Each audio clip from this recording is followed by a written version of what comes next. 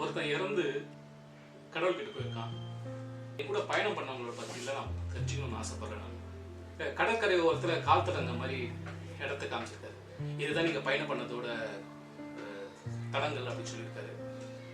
நிறைய கால் தடத்தோட சந்தோஷ மழையாக பொழிஞ்சிருக்கு. அது பார்த்தீங்கன்னா சொல்லியிருக்காரு, உன்னோட ஃப்ரெண்ட்ஸோட நீ பயணம் பண்ண இடம் எங்கள் அப்பாவோடன்னு கேட்டிருக்கான். அப்போ பார்த்தீங்கன்னா 2 பேரோட கால் தடம் இருக்கு. ஒன்று அவனோடது, இன்னொன்று வந்து அவனோட அப்பாவோடது. ஒரு கட்டத்தில் வந்து ஒரே ஒரு கால் தடம் இருக்கு, அது என்னன்னு கேட்டிருக்கான். அந்த நேரம் வந்து உனக்கு ரொம்ப கஷ்டமான நேரம். அப்போ உங்க அப்பா வந்து அவரோட தோளில் ஒன்று சுமந்துருக்காரு. அதனால அந்த நேரத்தில் அவரோட கால் தடம் மட்டும்தான் இருந்திருக்கு.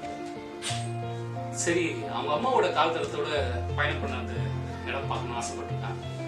அந்த கால் தடமே எதுவுமே இல்லை, வெறும் இதயத்தோட தடம் மட்டும்தான் இருந்தது.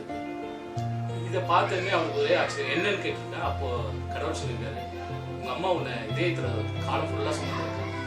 எப்போ ஒரு பொண்ணு அம்மாவா மாறாங்களோ அந்த கணத்துல இருந்து அவரோட வாழ்க்கையே அந்த குழந்தைங்க மாறி தன் குழந்தையே